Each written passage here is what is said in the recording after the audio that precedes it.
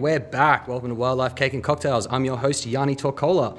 We're here at Caboolture Region Environmental Education Centre. That's CREEC, ending with a C. We're talking FrogID with Dr Jodi Rowley, frog biologist, curator of amphibian and reptile conservation biology at the Australian Museum. She got a Bachelor of Science in Biology with first class honours from the University of New South Wales in 2002, moving on to do her PhD at James Cook Uni in 2007, studying interspecific variation in frog declines due to chytrid fungus. Using an integrative approach of ecological, behavioural, bioacoustic, molecular and morphological data, Jodi's work explores amphibian biodiversity, ecology, conservation, and often with a focus on that interspecific behavioural variation differences in relation to extinction risks. She also takes frequent expeditions in search of amphibians in often remote areas such as the forested mountains of Southeast Asia. And she's currently involved in the massive collaborative effort known as FrogID, the brand new smartphone app for recording and identifying frog calls around Australia. You can check out the awesome, totally free app at frogid.net.au and get involved in this groundbreaking nationwide citizen science and frog conservation initiative. Jodi, thanks so much for letting us tag along. I understand it's been a busy week here for FrogID launch in Queensland.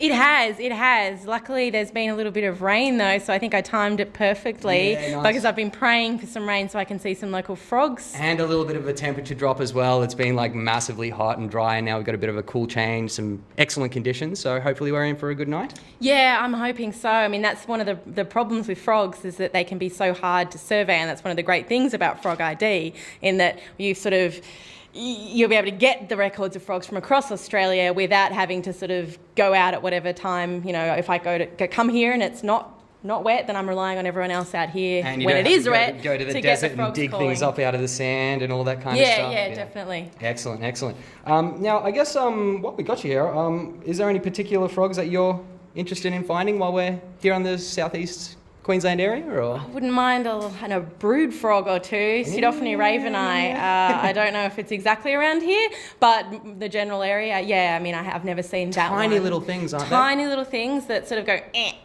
from the leaf litter, but they're quite beautiful frogs. So fairly similar to some of the little toadlets and gungans we've heard on some of our other frogging shows with a little bit prettier and when you turn them upside down. Not that we'll be doing that because we're just after their calls. Of course. But they've got beautiful sort of, warning colours in their belly. It's usually sort of a marbled, a black and a white, and so that's one of the cool things. I've done a bit of research on those guys, and their bellies are always delightful. Very cool. So look, we've got some great conditions. Hopefully we're going to find some cool stuff while we're out there. Now, what got you interested in frogs specifically? Is it something that you were interested in as a kid that sparked your career as a biologist, or something that you came to later? Something that I came to later, unfortunately. I grew up in the city, and I never really, in Sydney, my parents lived right in inner city. I never really knew about frogs. So it wasn't until I actually sort of fortuitously decided I liked biology that I would do environmental science at the University of New South Wales. We started doing field trips, going out at night. I discovered frogs. I saw these beautiful creatures in the forest with their eyeballs and toe pads, and I just kind of fell in love with them. So that was about age 18. I wish I'd had FrogID back then and then got into frogs much earlier, but I didn't. I didn't even know frogs were really a thing. Right. And so then it was sort of falling in love with them at the same time as realising how much trouble frogs were in. Yeah, so I just kind of decided, that's it. That's what I'm going to do. I'm trying to dedicate my life and my research to trying to make sure we don't lose any more frogs and do what I can for frog conservation. Wonderful. And since finding those first frogs around Sydney, obviously, you take some pretty amazing trips to Southeast Asia, particularly the sort of Vietnam area lately. What's the draw card with Vietnam? I'm guessing a lot of unexplored frog diversity and hard to reach, unsurveyed locations? Yeah, that's it. So while I was finishing up my PhD up at James Cook University in Townsville, sort of around that time there was a global amphibian assessment, which was the first time we'd sort of looked at frogs across the world, sort of tried to get a global snapshot of how they were doing, and that's the first time we really realised how much trouble frogs were in.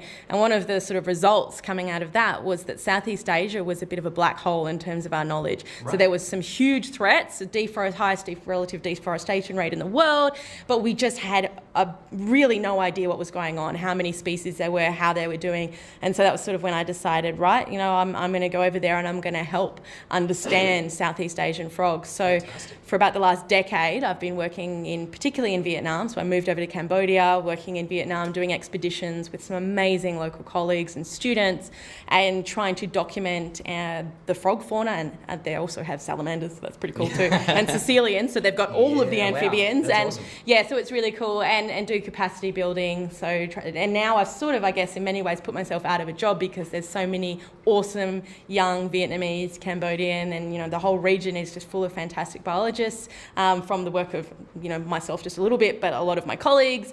So now I'm sort of moving a little bit back to Australia because there's still a lot of work to be done here. Yeah, right. Well, look, as we spoke about, frogs are in decline here in Australia and globally as well. I mean, even as of 2010, there was the Hayes et al. Paper showing that about 70% of global amphibian species are in decline, and there's insufficient data on a 22% more. So now, according to them, there was no real single cause that could be typically pinned down. Rather, it's an interaction of factors, for example, invasive species, overexploitation, habitat loss, modification, global changes, diseases. Is there, we spoke about chytrid fungus on several of our other shows. Is there a lot of losses in areas without chytrid, or does it seem to be one of the major drivers of some of these declines? It's thought to be, and it's very hard, as you said, to sort of pin down a single cause, and it is probably a multitude of causes all acting together. Yeah, right, stacking on each other. Yeah, the immune system of the frog's going down, therefore the amphibian chytrid fungus has more of an impact, that kind of thing. Sure. But we do think that most of the sort of severe declines and extinctions that occurred in Australia are at least something to do with the amphibian chytrid fungus, unfortunately. Well, look, one of the cool things that we also noticed as well, especially with our friend Scott Eipper, who's here with us joining on the show, on our herping show down to Mount Tamborine, we were looking at Littoria pearsoniana, which has recently been delisted, as I understand. So, I guess there's a broad range of variables in their responses. And I guess that's why you're looking at these interspecific differences and how that relates to chytrid and other extinction risk factors. Is there risky behaviours for frogs per se? Yeah, so we noticed quite early on when frogs started declining from the amphibian chytrid fungus that it tended to be the sort of higher elevation sites, it tended to be the stream breeding frogs or the species that spend a lot of time in the water, and that makes sense because fungus is like sort of typically, I spend a lot of time in the rainforest and I grow fungus on my skin sometimes, so I know it is the sort of constantly damp, constantly cool kind of So you personally know the fungal conditions. Exactly, that was my PhD was... Trying not to foster them too much. Was stalking frogs and trying to figure out like how you can have these frog species that breed and live in kind of essentially the same sort of habitat, how they were using the environment and how that might likely affect whether or not they decline from the amphibian chytrid fungus or not. And not surprisingly, I suppose it did turn out that the frogs that spend most of the time in the day where it was potentially hot and dry if they were out, they were in the stream, they were under the boulders, and they were also constantly in touch with each other, literally. So passing infection from one frog to the other, presumably, whereas the frogs that went either 20 metres up into the canopy and basked on the leaves up there, nice and hot and dry, or the frogs that would sit on rocks or make expeditions into sort of open paddocks would be less likely to decline from the disease. Right, that's fascinating. Well, look, and I suppose that's, with all these declines still happening, I understand, particularly here in Australia, there's we've got over 50 species of frogs in the Australian subtropics, and 23 of them, as I understand, are of conservation concern. So, look, I guess frog populations are pretty hard to monitor, but that's where FrogID and citizen science kind of comes in. Survey work is costly. It takes a lot of field time and a lot of effort and a lot of equipment. So therefore, FrogID pretty much, I guess it's here to take some of that burden off conservation scientists. And can you tell us a little bit about how the project got started anyway?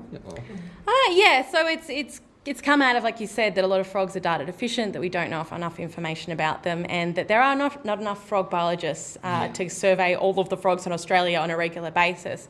So what this is it's a call for people across Australia, citizen scientists, whatever you want to call them, to get out there and collect the data that we need to try and prioritise conservation efforts, figure out how many species even of frog in Australia, how they're doing, what we need to save. There's very limited money in conservation, so we need to make sure that we allocate it to the species and the places that need it the most. But in order to make those sort of decisions, we need to know what we have, where it is and how it's doing. So this is kind of that. It's a plea. Please help us understand Australia's frogs, help us put them on the map, make sure that they're taken into consideration in any kind of land use management, anything like that. And we've had an absolutely fantastic response in the time since November the 10th it was launched. So yeah, right. So it was only a couple of months, November 2017. It's what? It's February 2018 now. So it's only been a few months since it was launched, right? Mm-hmm. Yeah, less than 3 months. So and it's pretty the insane. rollout's going well. How many calls are you guys getting coming in?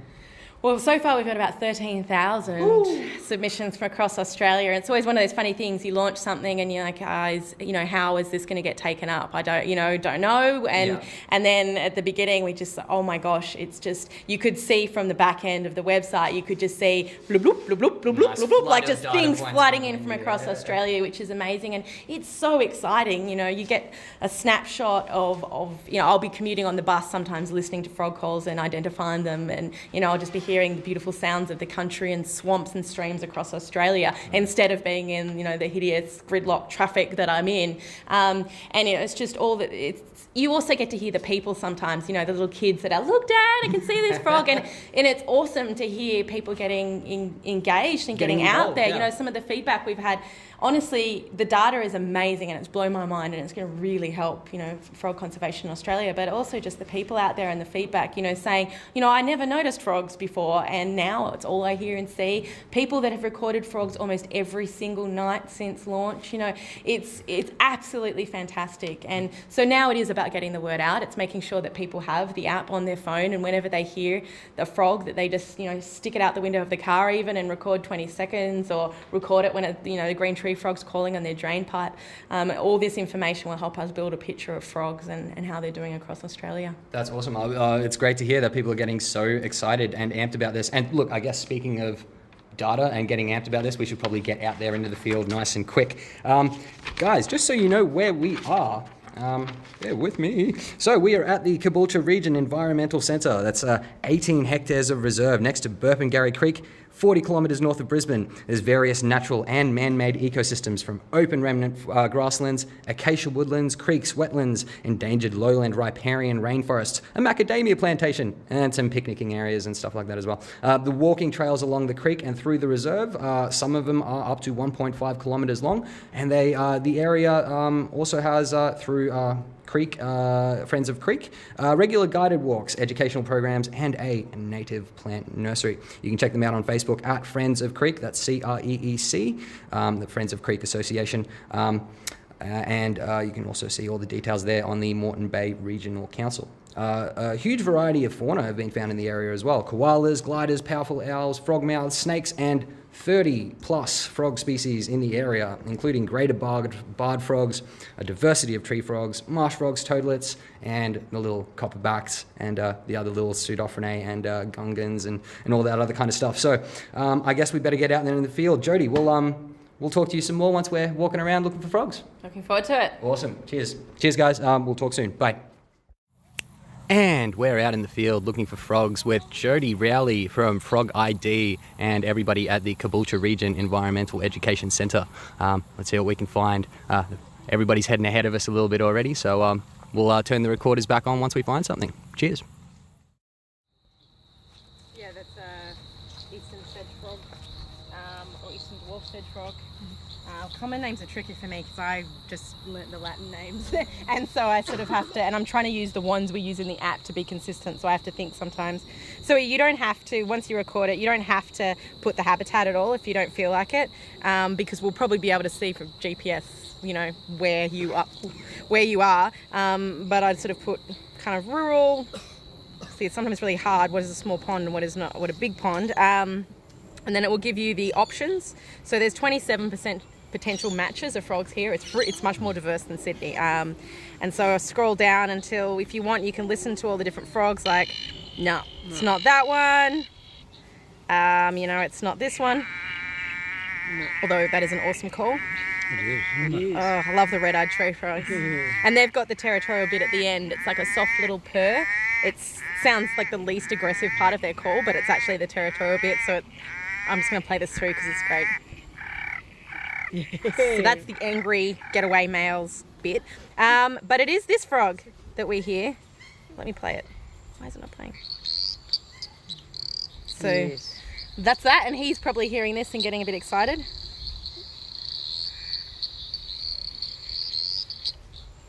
He ramped up with that. So I've ticked it's that one. Next, so I can now add notes if I want. So usually I'm just writing notes to my friends who I know or my colleagues that will be identifying them. Like for instance, when we got a flat the other day in the field, I walked away and recorded some frogs, and I was like, the noise in the background is Tim jacking up the car because I was recording frogs. But other people writing some things like it's calling in my drain pipe or something like that. You know, there's also other frogs around, but they weren't calling.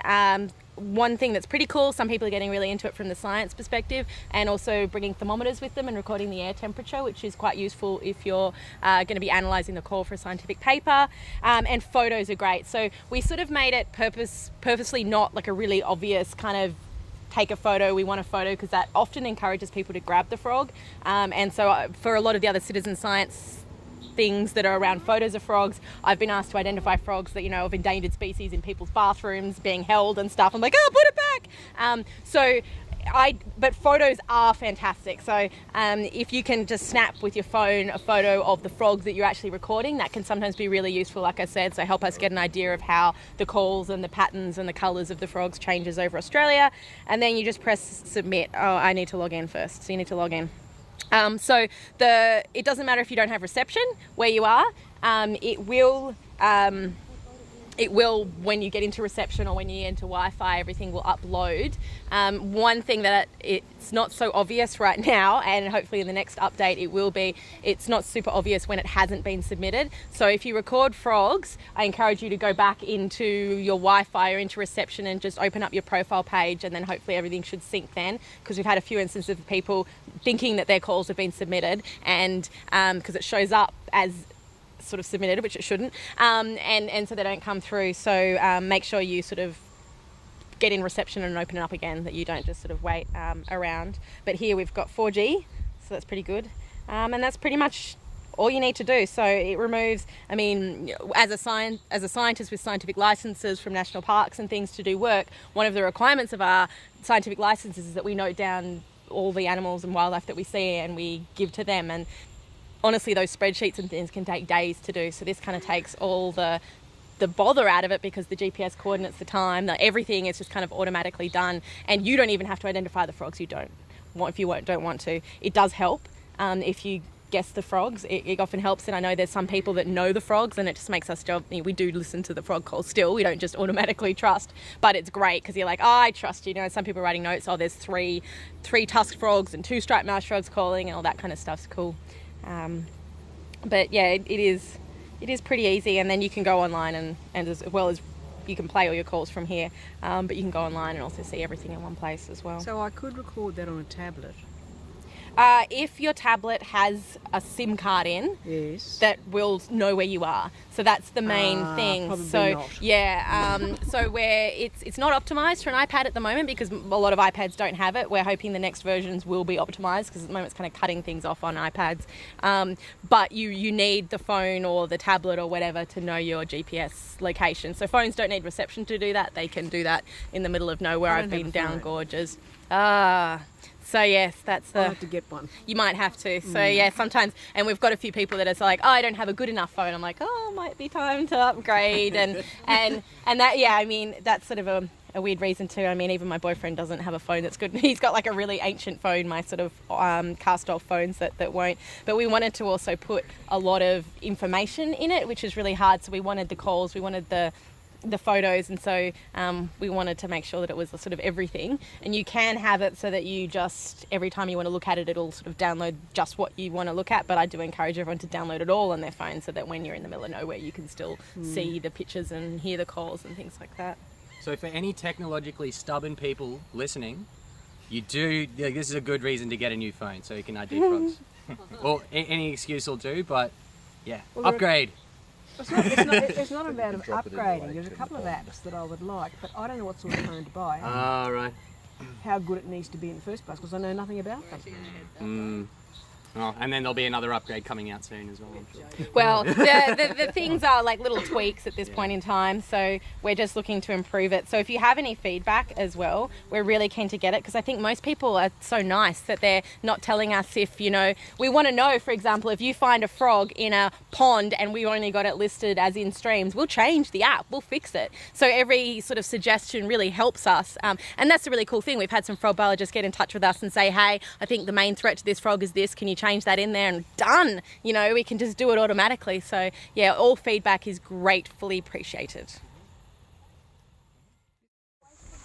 All right, so we're on the trail just behind Dr. Jodi Rowley. I've got my my lovely frog-themed passion fruit swan frog cupcake. And I got a little bit of coffee and some tea here. We're also joined by our good buddy Scott Eipper here. How you doing, Scott? I'm good, mate. How are you going? Fantastic, mate. Looking forward to finding some frogs if we have some luck. What do you reckon? Mate, I've got all the camera gear here. It's a bit early at the moment. We'll see how we go, but you know, you never know. You might see something new. There's a few phallax calling I can hear now. So. Victoria phallax, the little sedge frogs, yeah.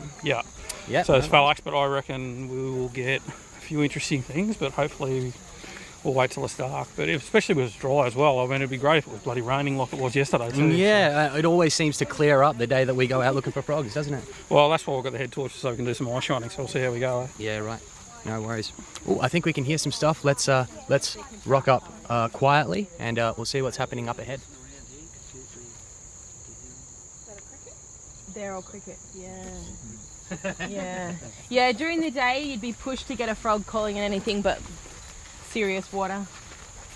Unless it had just been pouring with rain, then you'd probably get them calling in here. This looks like a good place for some frogs. So this afternoon, daytime frog sounds is a good thing to kind of anti-train yourself to know what to not listen to. To learn your crickets? Yes, to learn your crickets, which is very, very important as I understand. Yeah, so and there are frogs, and we've heard a few that call during the day, but most frogs won't really get going anyway until sunset, and usually the best time to look for frogs is the first few hours after dark. Right. Because then it starts to cool down as well, and then the frogs aren't the biggest fan of that, most frogs anyway. Well, being ectotherms as well. You know, So there are some frogs that call in winter and will be calling away in 1 or 2 degrees, but a lot of them will not do anything like that, yeah. There's a phallax calling now, off to the left.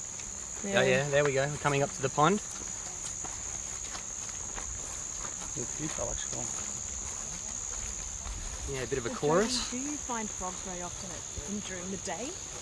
You'll see them sitting out sometimes on the reeds and some of those frogs, but I generally, we go out at night. Yeah. It's a nighttime job. Yeah. All right, lovely little sedgy, pondy creek thing that we're approaching to, and that does sound like those lovely Litoria phallax that we're approaching. Let's get in there and have a look. It smells livestock. You getting a whiff of that? Oh, I'm sorry. Horse. Yeah. Cheeky like that. It's super cute. That's the vocal sack that came out. They don't rap, yeah, they're really cute. They call it a little Dr.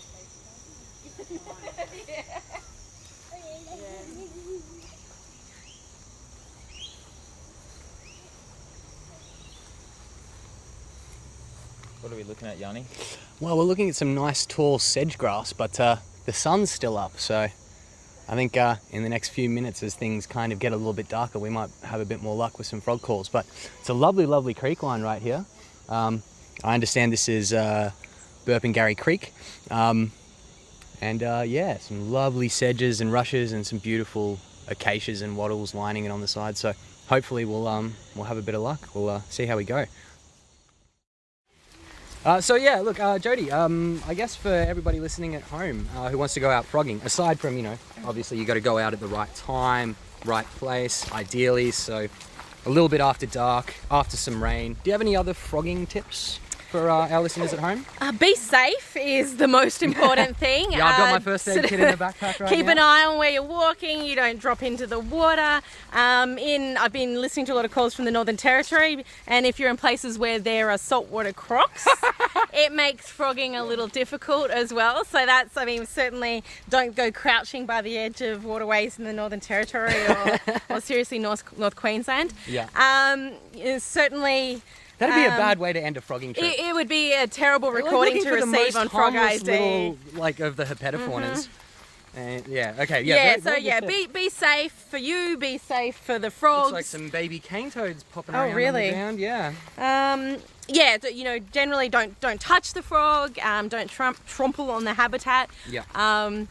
And sort of just, I guess, be careful about going from one place to the other. So on the Frog ID website, we've got information on making sure that you don't track disease from one pond into another. So if you are sort of getting your feet wet going to one habitat, make sure that you then just disinfect your boots in between sites. Yeah, a simple little bleach wash, basically. In a little tub bleach or actually toilet duck is pretty good. Really? It's got benzalkonium chloride in it, which has been shown to nuke the disease. So we usually carry, bottles of bleach or some of the disinfectant like toilet duck, and make sure that you sort of scrub the mud and stuff off your boots. And that's particularly if you are entering one water body and then going to another one. If you're just going to your backyard pond or just to one place, then it's not such a big deal. But we just have to make sure that we're not, in our attempts to conserve frogs and help their conservation, that we're not adding to the threats.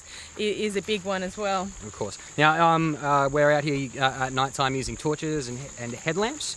Do you do a lot of eye shining for frogs when you're looking for them, or do you more just kind of comb an area and see what you can find? If I'm looking to record frog calls, I try not to eye shine them because they will probably be very alerted to my presence and wary. And probably stop calling quite as much. But if I'm looking to identify the frog visually, if I'm doing a frog survey, if we're spending a lot of time on the northern tablelands of New South Wales looking for a little frog, the peppered tree frog, we want to know all the frogs, who they are, sitting along the rocks and along the banks, so we definitely use eye shine. And so frog eye shine is sort of, if you wear the torch on your head, then it shines the eyes of creatures big and small back at you at night. So we'll see dingoes or unfortunately feral cats and things, their eyeballs are like laser beams looking at you. Frog eye shine is sort of a bit of a dull pinkish red. And unlike mammals, frogs don't turn their head to look at you because they don't really care about you. Unlike a mammal that might watch you. So they just happen to be facing your way. So you sort of walk along the stream looking for frog eyeballs, but also just the general shape of a frog.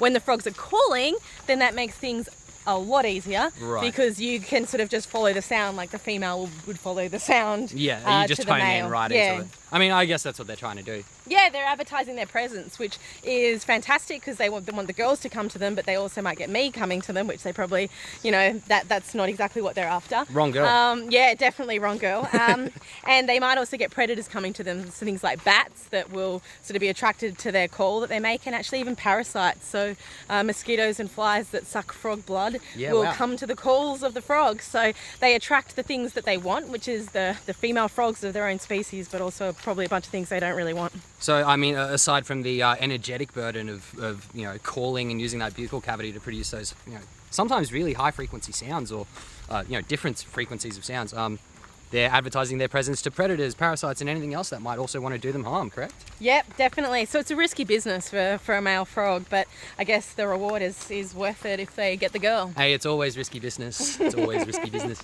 All right, I guess we'll turn on the recorders if we find anything down along the creek line in a little bit. Fingers crossed, it's getting a little darker. Woohoo! All right, guys, we'll talk to you soon. Cheers. All right, we're back out on the track, folks. We've made it back to the creek centre, and a few families have headed off home, but there's a few keen herpers, Dr Jodi Rowley, Scott Eipper, and a couple of WCC personnel still going out for another little walk. Looks like they're chasing a big old cane toad around now. So look, at least there is some fauna coming out, and we're going to be finding some wildlife. But yeah, hopefully now that it's a little bit darker, we'll maybe find a few amphibians. But I guess we'll let you know. Let's follow these guys on, and we'll switch the recorder back on once we find something. Cheers, guys. Okay, Jodi, so what's been the best call that you've had so far received out of the 13,000 odd calls that you guys have got? It's a really hard question. I like a lot of them for different reasons. So there's the 11 species that we've got calling at once, and it sounds like a dance party when you start getting the sort of like the bonk, bonk, bonk, rant, rant, rant. Yeah, it's just fantastic. So I love that. The call recordings we've got from around Uluru has just been amazing as well. The frogs sound crazy, but also just getting records of frogs, where you could spend a year surveying for them, and if it wasn't, if you weren't there at the right time, you would never get them. And then there's some really curious calls that require more investigation, and they've been from places like Arnhem Land and along the top end where we're not 100% sure that it is that frog. In some cases we've sort of said to them, look, can you try and get another recording and see what's going on here, and they're the kind of things we're hoping that we might then do a little bit of an expedition together with the person who submitted the call and see what they got, because it could be exciting. But in all honesty, we've been so consumed with listening to frog calls and just sort of validating frog calls at the moment that we're still not at the stage where we're really looking, in detail. And there's a lot still that we haven't validated because we're sort of trying to analyse them and figure it out. And so it is all incredibly exciting. Man, there must be a big backlog of data there. Like, how many people do you have kind of sorting through it all? Do you have a lot of hands to get through that massive amount of data coming in? Or? There's about 6 or 7 people that are validating calls at the moment. Wow. And So primarily, like 2,000 each. yeah, primarily validating calls, and then we also send a lot of them to a network of frog experts around Australia. So my office is literally turned into a call centre, pun intended, where we are listening with headphones on a lot of the day, and then we also send them around to each other. We get each other to check them. We send them to experts around Australia. If there's a crazy call from Western Australia, I'll send it to my colleagues in Western Australia and get their opinion on it. So it is a massive team effort. So like any good collaborative science effort, there's collaboration upon collaboration upon collaboration, and hopefully that way you get nice verification of what you're finding, right? Yeah, definitely. And then the next stage will be having the public help us out with that. So not only getting people to record the frogs, but getting them to help us, particularly with the things like the green tree frogs and the crickets. That would be nice to make sure I don't have to listen to crickets anymore. And get people involved. And it's addictive. I'll sit down to listen to some frog calls and I'll have to pry myself away, because every call recording is another opportunity to hear something amazing, to hear a frog that, hasn't been recorded in that part of the world before. It's so fun. And look, I guess every time you're going to be getting some unique data, because these are pretty much every time it's a new observation. Yeah, it is. So it's absolutely fantastic. No 2 calls are the same, no 2 recordings are the same. Every little bit of data that we get, every call recording is going to help us figure out what's going on and potentially make new discoveries, and at least make sure that frogs get taken into account in decision making, land use and management. Very cool, very cool. All right, guys, we're pulling up to the car park once again. We'll wrap up in a minute. Cheers, guys. All right, guys, we're back here at the Caboolture Region Environmental Education Centre after our second, a little bit later frog walk. And Scott, not much out there tonight. Lots of toads, mate. A few phallax. Not really much of a surprise considering how degraded the habitat is, though. Yeah, And the weather. and the weather. So conditions obviously weren't perfect. Jodi, we'd like a bit more rain. Yeah, definitely. It's been dry here for a while. It rained a little bit yesterday. It was probably a little bit more froggy last night, and that's, I know, to me, highlights. We got a couple of call recordings. We got some cane toads calling. We got some eastern dwarf sedge frogs calling. But some of the other frogs that we know are likely to be around here, they were not out and calling, and we didn't see them either. So it really needs people. FrogID is fantastic because it just will be the people that are here when they're calling, recording the frogs. So I can plan all the trips I want. We can come out here now, and frogs are just tough like that. They're really hard to study. So we only got a couple of frogs here. Well, look, as you mentioned, those cane toad calls are pretty important. You said that you've got a lot of calls coming in, but not a lot of the cane toads, which are, I guess people don't want to record something that's quite so a little bit boring. They're everywhere and they're an invasive species. They're not super interesting. But for you guys in the business of conservation, recording calls of cane toads and where they're moving and where they're reproducing is actually quite important. Yeah, definitely. So FrogID is recording calls, which are giving us information when we get calls about the breeding habitat. So this gives us information about the breeding habitat and time of the toads, the places they like to breed, the other species that are around them. And certainly, I mean, here the records, like we know that cane toads are here, but it is interesting to maybe know how many are calling in one pond when they're breeding. But what we want to know as well is, how far they're spreading across Australia. So they're a moving front, and sometimes they're getting picked up and transported further. And so it will help us be able to detect the populations of toads, see how they're moving, and also monitor the impacts that it's having on other frogs calling and things like that as well. Right, so people who are at that invasion front, whether it's up north and out west or down south, and how far south are cane toads now? Have they made it to Victoria? I'm pretty sure, haven't they? Coffs Harbour-ish is sort of about the normal stopping point, but there's a few smaller localised populations as you go further south as well. Yeah, certainly around Central Coast we've heard them calling as well, of New South Wales. So, and they get picked up in plants and moved down, and so there's probably going to be a random cane toad calling, but we definitely need to try and detect those. And we were wandering around before and talking about other potential invasive species as well. So the black spine toad, which is from Southeast Asia, and it's a frog that I'm quite familiar with from working over there, gets accidentally introduced into Australia a fair bit on mining equipment and all sorts of things. So FrogID could be another sort of way that we might be able to detect some of these invasive species that are coming in and make sure that we don't get another version of the cane toad. Yeah, wow, fascinating. Also, too, you've got invasive species in it that are in Australia as well that have been moved as well. So things like Latoria phallax has got established populations in Melbourne now. So being able to use FrogID to map the distribution expansion within Victoria is another opportunity there as well. Yeah. Right. For example, there was the Obendorf paper in 2005 that showed due to the banana industry, there's about 50,000 frogs per annum transported out of Cairns. So, and that's just one example. So obviously these things, and with movement of these animals, again, we might be moving chytrid fungus around as well. So, all right, very interesting stuff, guys. We better wrap it up here. Jodi, thank you so much for letting us join. This has been an amazing night. The talk was fantastic.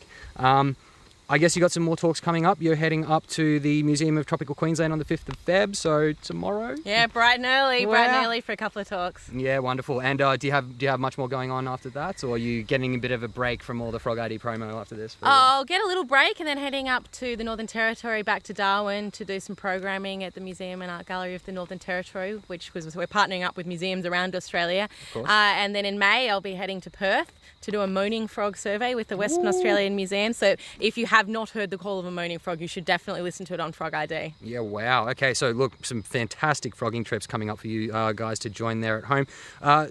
I seriously do recommend everybody check these out online. Go to frogid.net.au or check it out at australianmuseum.net.au/frogid project, or look up FrogID on Facebook, on Twitter. Are you guys on Instagram as well? Yeah, we do actually. Yeah, we have an Instagram account. Yeah, wonderful. Awesome. And just before we head out, guys, RepX Brisbane Reptile Expo, 25th of March at the Royal International Convention Centre, Brisbane Showgrounds coming up. Lizards, snakes, crocodiles, turtles, birds of prey, even some cool bugs. Check it all out at repx.com.au. Scott Eipper, Jodi Rowley, and our intrepid producer, Mr. Christian Summers. Thank you so much, guys. It's been an awesome night, and hopefully we can do it again soon. Forward to it. Cheers, guys. We'll talk soon, and we're out.